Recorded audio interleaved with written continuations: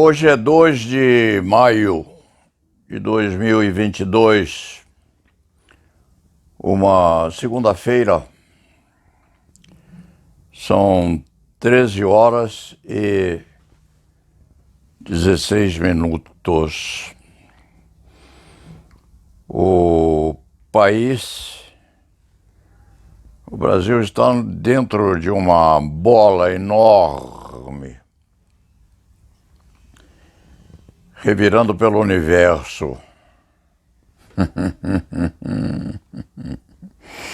E dentro dessa bola gigantesca, os seres humanos estão com alguns problemas que deixam os homens e as mulheres, às vezes, enrubescidos, sabendo-se que o ser humano é o único animal capaz de enrubescer, às vezes de vergonha, outras vezes de ódio, de raiva, de preocupação.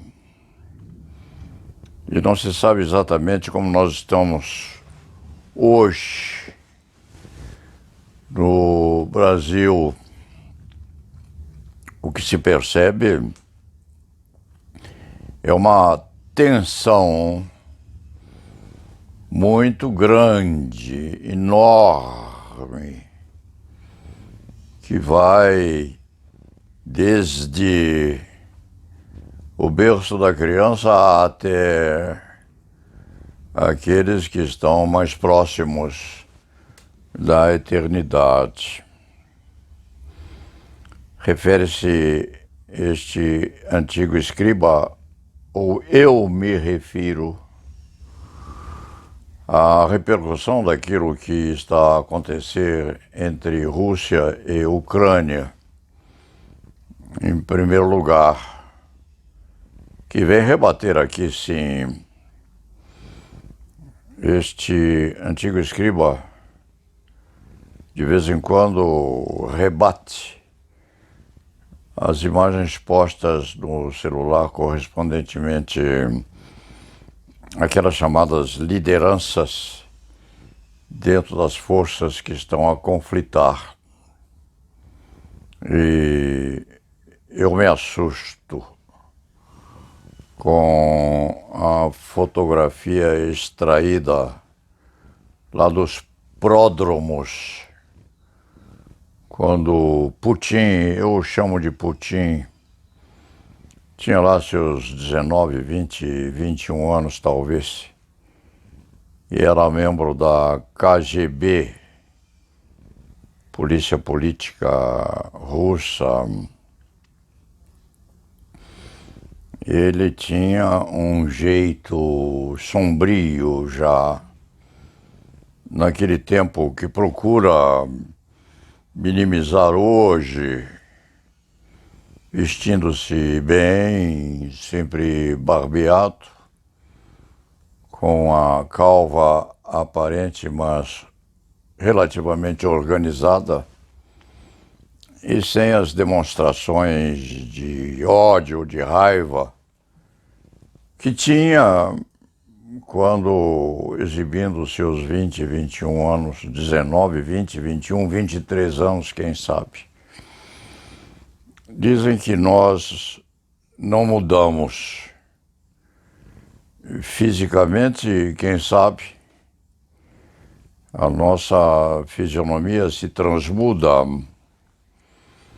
o nosso facies assume proporções diferentes, mas lá dentro, somos sempre a mesma coisa. Putin é, sem sombra de dúvida, um homem raivoso, mau, disposto a ir, quiçá, aos limites máximos daquilo que constitui o chamado processamento biopsicológico na ameaça a terceiros, que ele vem fazendo. Do lado de lá, Biden auxiliando a Ucrânia como pode, ou na medida do que pode, ou nos limites do que pretende, ou num jogo de gato e rato que extrapola, com certeza, as brincadeiras raivosas das crianças ainda não amadurecidas. Aquilo que parece um jogo de guerra, sim, um brinquedo com uma azáfama, evoluindo nas sombras das brigas entre a Ucrânia e a Rússia, assume proporções aterrorizantes. Isto lá fora, refletindo-se, é certo e é claro, sobre o resto do mundo. E aqui, com certeza, no Brasil, ajudando um pouco o sacrificado relacionamento que o povo vem tendo nessa briga também de gato e rato entre o presidente da República e o remanescente, dentro do remanescente, o nosso Poder Judiciário, a nossa Suprema Corte. E Bolsonaro, se quando reduzido àquela condição em que tinha também os seus 20 e poucos anos de idade, ou quando era militar de segunda categoria no Exército Nacional, também não mudou grande coisa, não. Continua no frigir dos ovos, andando sobre um fio de faca, ou se equilibrando numa corda bamba, porque, procurando bem, todo mundo tem perebas. O presidente da República as tem, e muitas. E nesse conflito que está a desenvolver com o Poder Judiciário Nacional, não se sabe o que Bolsonaro está esperando, porque está a cutucar com vara curta o Poder Judiciário, o Supremo Tribunal Federal. E no conflito entre ele e o Poder Judiciário Nacional, dentro do panorama jurídico constitucional, ele não pode ganhar. Não há como o presidente da República vencer esta guerra, esta síndrome que é esquizoparanoide, ou é plenamente anômala, assim, porque é um enfrentamento que o presidente da República, dentro dessa emergência toda, pretende ou quer fazer do Poder Judiciário Nacional dentro desta pleiade de sincronização entre os 11 ministros que estão lá a exercer a jurisdição. Numa consequência bem ordenada juridicamente, o presidente da República não tem como vencer esta guerra cheia de buracos, orifícios e arapucas a não ser tentando impulsionar de tal forma o conflito que pretenda e obtenha a geratriz de uma crise a infernizar o panorama democrático e institucional que o Brasil está a atravessar. O presidente da República não é exatamente um osso duro de roer. A exibição que ele faz das oposições postas, valentemente não agressivamente, ao Supremo Tribunal Federal, esse panorama dá a medida de que o presidente da República nunca foi aquilo que se chama um animal, e nós somos bichos, plenamente equilibrado, não. É agressivo, violento, desafiador do organograma jurídico constitucional posto a vigiar na nação e se comporta como uma criança grande beliscando o traseiro da outra ou daqueles conviventes num lar menos acostumado a comportamentos equilibrados. O presidente da República psiquicamente não vai bem.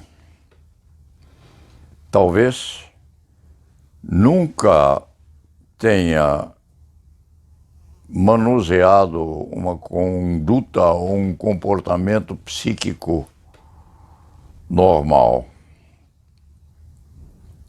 E aqueles que vivem ali na fímbria do horizonte, na normalidade psíquica, quando se desequilibram, pendem para um território ensombrecido, em razão do qual não se sabe o que pode acontecer. Essa proteção que o presidente da República está a outorgar a esse deputado, agraciado por ele, e a também demonstração de força do Congresso na reprodução dessa atividade protecionista do Executivo, dão ciência de que estão todos a brincar de crianças grandes. Sim, e criaturas e organizações que ainda não assumiram uma conduta ou uma atividade plenamente amadurecida no exercício das atribuições que a vida outorga a cada qual. É como aquilo que acontecia lá nas palafitas, em que dois bandos se põem em função de uma linha traçada na areia por um galho de árvore, cada bando ou cada ajustamento de um lado, e um adolescente dizendo ao outro: cospe aqui, se tu for homem. Com essa pandemia que parece estar acabando, mas que está aumentando outra vez, dentro das expectativas de morte, com esse desarranjo econômico-financeiro que é aguerridamente ameaçador, a chamada classe média, empobrecendo mais ainda os moradores das favelas, os desempregados que estão aumentando. e que assume isso tudo um potencial muito grande no desequilíbrio a se agigantar ou a se masculinizar, no comportamento, sim, das próprias empresas, as públicas, as privadas e aquelas chamadas de meia boca, porque tem vestimenta de um lado e vestimenta de outro. É o que o Leite Fernandes estava a refletir nesta madrugada, quando começou a refletir sobre a vetusta Ordem dos Advogados do Brasil, que sempre foi chamada à manifestação ou a combate nos piores períodos que o Brasil teve. Mesmo lá, durante o golpe de Estado, a Ordem nunca se ocultou, nunca ficou atrás dos panetones, da possibilidade de alimentação mais saudável, mais gostosa ou mais apetitosa. A Ordem foi à guerra, sim. E parece que o Conselho Federal está acordando, inclusivamente a examinar o comportamento do presidente da República. Uma condição, diga-se de passagem, muito abstratamente posta à luz do dia também, porque a Corporação dos Advogados, se não tem problemas atuais de administração, vai tê-los mais tarde, pois nós temos aí, nas 20 e poucas seccionais, um número enorme de advogados atuantes, com uma reapresentação de problemas maiores ainda a curto e médio prazos, porque há uma multidão de advogados com dificuldades grandes de sobrevivência também, com os cofres vazios.